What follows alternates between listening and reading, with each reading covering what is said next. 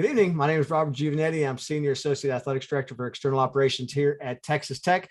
I'd like to thank you for joining our third installment of our Hidden Figures series in recognition now of Indigenous People Heritage Month, which was November.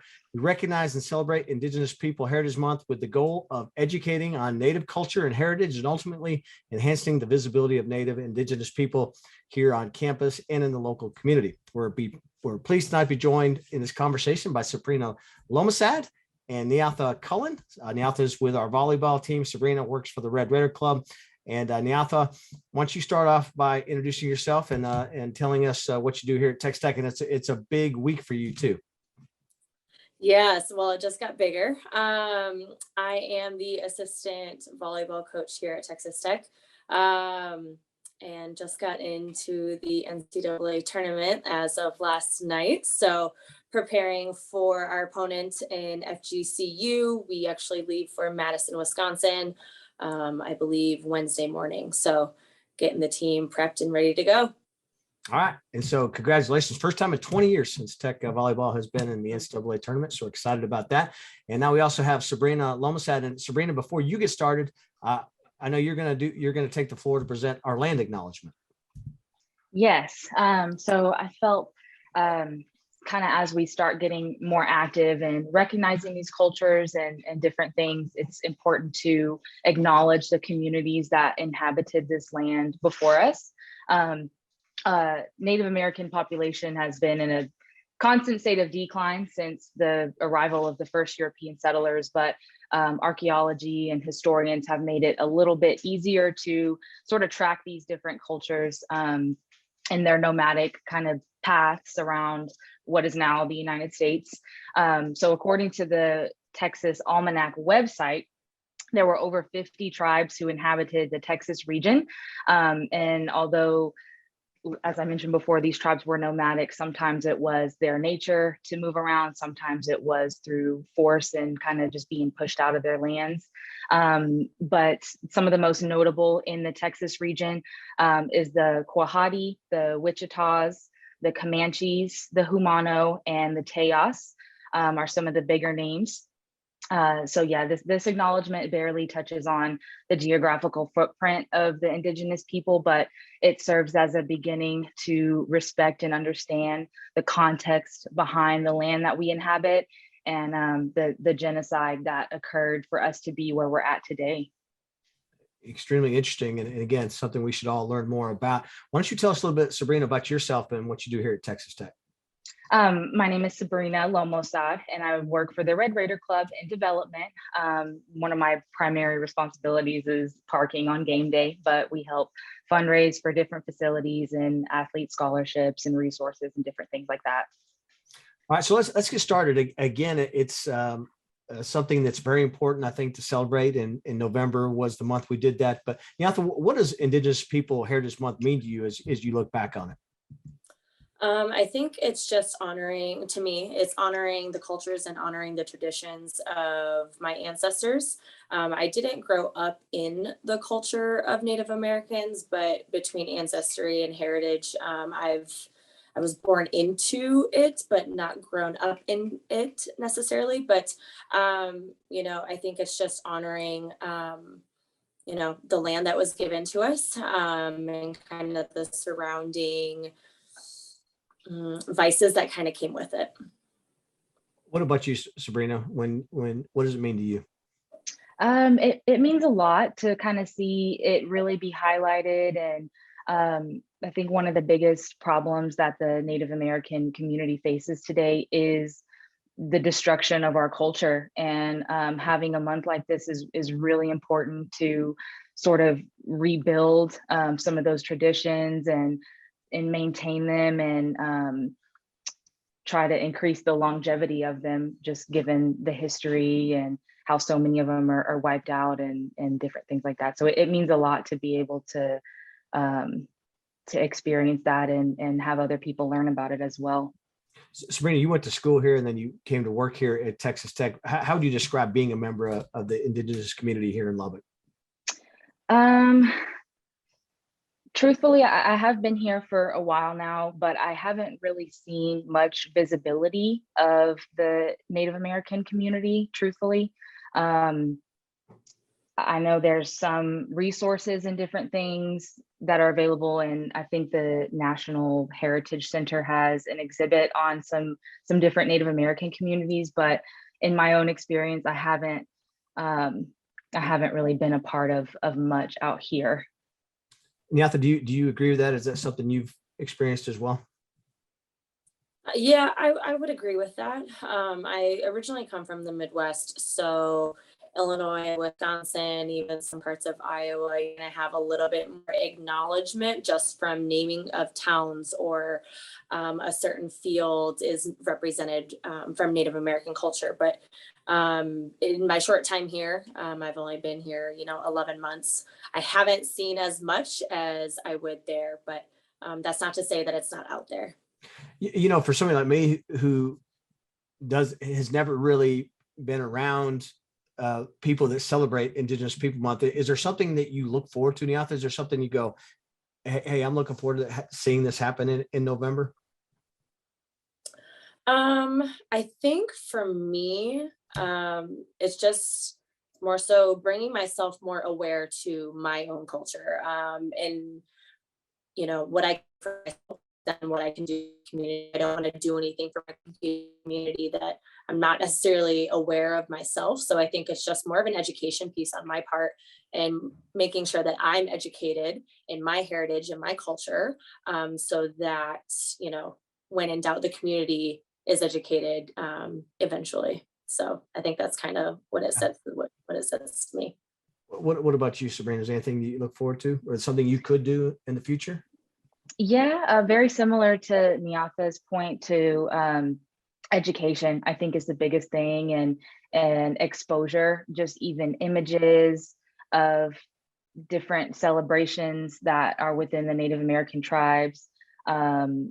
It's that's just the biggest thing, is exposure and education, and that's something that I have made a point in my own personal life, is to continuously educate myself on the experiences of these people and how those experiences affect me and my family and ancestors and other Indigenous individuals who share that same culture. Does your family celebrate it? Are there any family traditions that go along with the month? Not necessarily. I would say we are pretty immersed in the culture year round. My grandfather, he has some of our strongest ties to the community, and he's very he loves the music, and he makes dream catchers and different things like that, some of those crafts. So he's always celebrating. So it doesn't just have to be the month, right?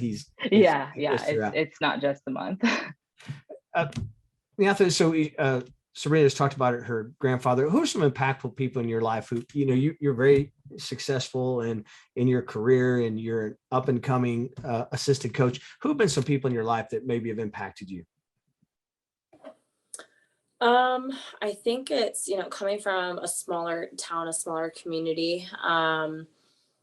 Everybody kind of knows you. And I think for me, it was, at some point, everyone was going to make an impact on me. It was just how they were going to make an impact on me. So I think, coming up in the coaching world and as an athlete growing up, my uncle was a coach. He's a retired high school basketball coach. And I think he's definitely someone that I've looked up to and that has impacted me. And then, a couple coaches along the way as well. Nothing like Sabrina in terms from like a family thing. She was talking about her grandfather celebrating this month/year. I don't really have anybody that's as connected as that. I'm named after my great aunt Nyatha on my dad's side of the family. But I do have Native American on my mom's side as well. And it just so happens to be the same tribe. So, it's one of those things where, again, like she had mentioned, just simple education and bringing awareness and exclusivity to open the doors for more education, more possibilities.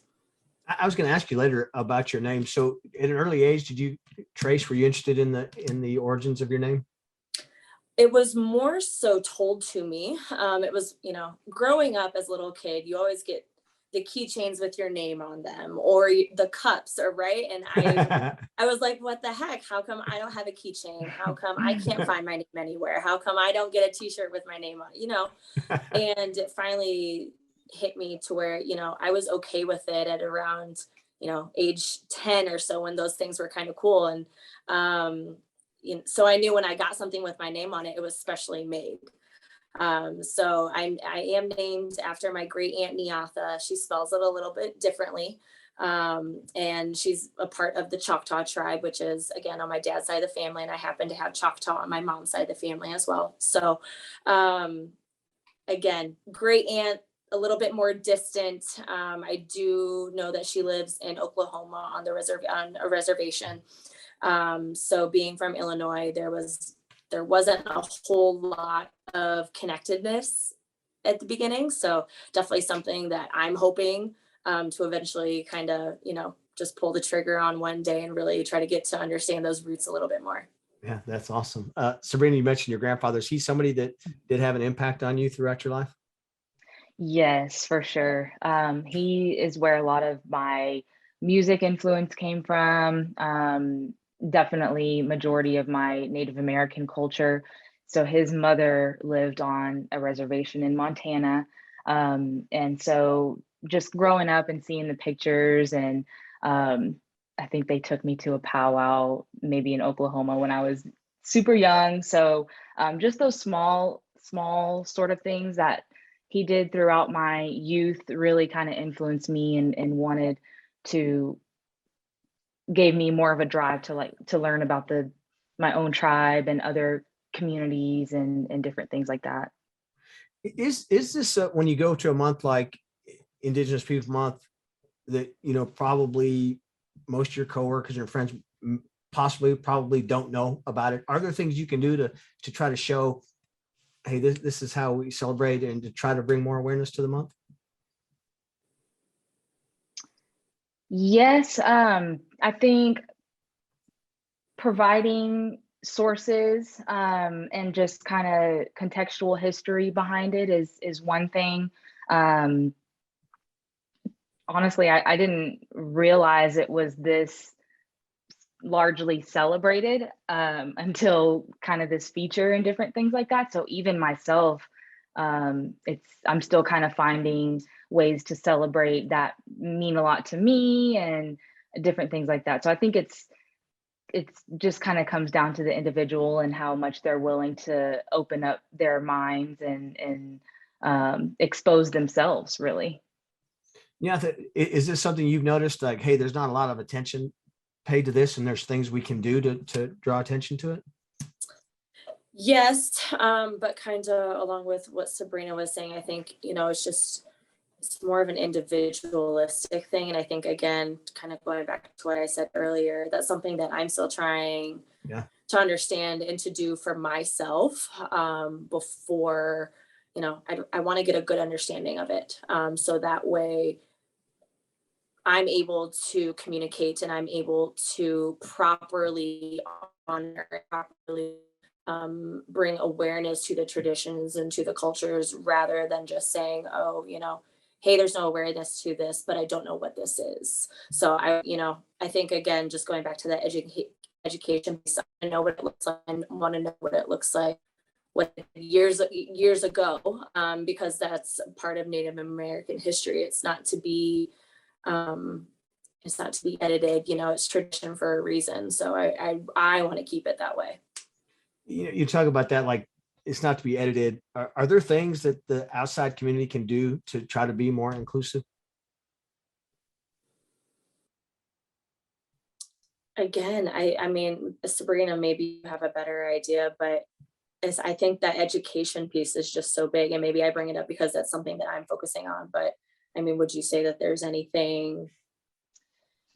That's what makes it hard, is so much of the traditions and culture and language have been wiped out. And really, I feel like personally right now, all that we can do is educate ourselves until we start getting some of these culture or traditions back and bringing them back to life, where we can actually celebrate them and not just see pictures of it, or you know, hear of a language that once existed but doesn't anymore. So I think that that's right now is the focus, until once we start reestablishing these traditions and different things. Sabrina, it sounds like as you've gone through this, you've really learned just even recently, right? You're learning as you go along. Does it drive you to want to do more as far as not only educate yourself, but others as well? Yes, definitely. I took a class in undergrad. It was Native American history of the United States. And that's really what started my path to learning about the culture of my own and other Native American communities. Yeah, that's definitely one of the biggest factors. And just knowing what they went through, and just the generational pain of that, that's really one of my motivating factors to be successful for myself. And definitely in my career, I want to be able to give back to the community in some way. Now, you deal with student athletes all the time, and it's a big campus. Are there resources, do we know, on campus or in the city, or things that they can do if they kind of feel disconnected? You know, you're just talking about a feeling of disconnection when you were younger, but what happens if you get on a big place like this and you feel maybe that you know, I'm disconnected as somebody that wants to celebrate some of these things? Right. I mean, I think one, having to seek it out is one thing, versus already seeing and knowing that it's there. So I think, you know, from what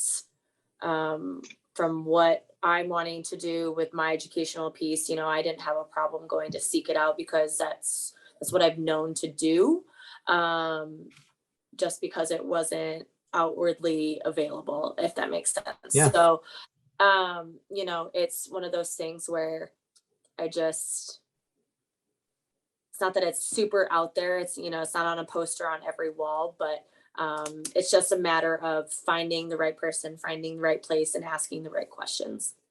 Yep. Sabrina, do you find that as well, that, you know, you've got to almost want to look for it? It's not gonna land in your lap. Definitely. Even for this panel, I was doing some research, and it was difficult to find organizations, anything really, besides the exhibit I had mentioned earlier at the National Ranching Heritage Center. But even that, it's just sort of a museum on display, artifacts and different things. It's not really a community where you can feel included. And so, yeah, I think that Lubbock has a long ways to go in this part of their growth. But something like this, even a conversation as simple as this, can be a step to helping that, right?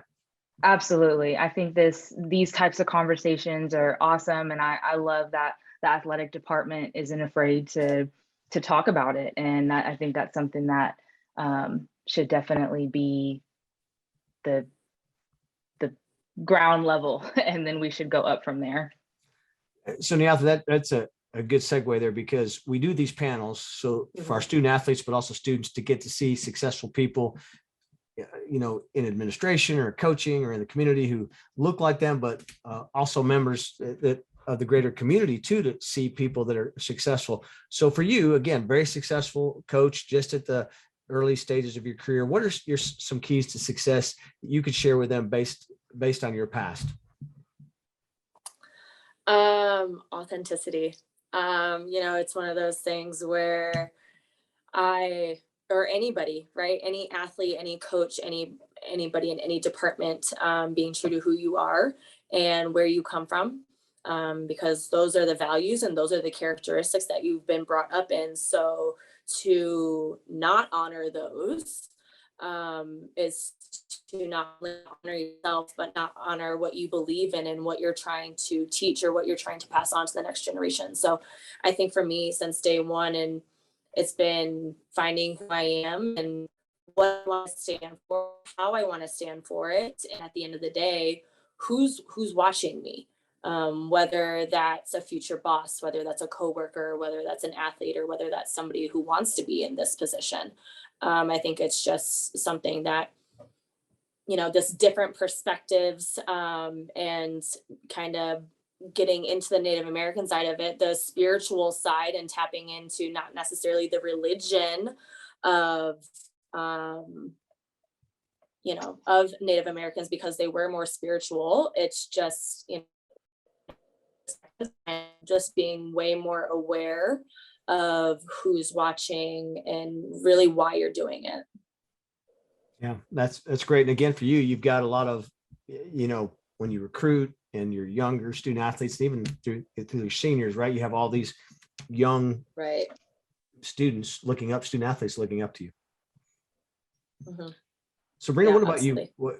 For you, you started out in sales and you've moved your way up now, the Red Raider Club. What are some keys to your success? She hit it right on the head. Authenticity, staying true to who you are, and knowing what you want. Representation, things like this mean a lot to younger generation, even somebody like me, who never really saw myself in these different areas until I placed myself there. And so I think that that's one of the biggest things, is to stay strong in your position and in your spirituality, like Niata said, and just how important that is to get you to where you want to go. Yeah. And you feel that too, from just not only athletics, typically considered more of a male dominated industry as well. So you've got that extra layer. Would you agree with that? Absolutely. Yes. And yeah, I'd imagine for you in coaching, it's that way as well. Yeah, absolutely. Again, growing up, these coaches that I was idolizing started off as males. And it was just more of an awareness of, hey, I'm noticing that this is the direction that I'm being pulled. Well, why isn't there more females? And I think it was, again, putting your foot in the door, or when a door does open, even though it might not be exactly what you want, understanding that it's going to get you to where you want to be, in terms of that, just being included, the connectedness as well. I think from a female standpoint is something that I enjoy and that I crave. So wanting to be in a world where maybe females weren't accepted, highly thought of, I knew that's where I wanted to be, even though it wasn't necessarily what I was seeing growing up. Yeah, well, and again, been very successful, and congratulations on the great year you guys have had. As we wrap up and we think about looking back on Indigenous Peoples Month, Sabrina, any final words from you? Anything you'd like to share? Any thoughts as you look back? And again, you've done some research just even to have this conversation. Any final thoughts from you? I just really appreciate the time that we've set aside for this as athletics department and a university. And I hope that we continue to do things like this in the future. Nyatha, what about you? Your final thoughts? Yeah, this is great. Again, bringing awareness, bringing education to not only those listening, but to us as well, who are included in these types of conversations. Well, Sabrina and Nyatha, thank you so much. I know you got lots going on. Thank you for joining us for this third installment of our Hidden Figures series, and thoughtful conversation. And we appreciate you both being here with us.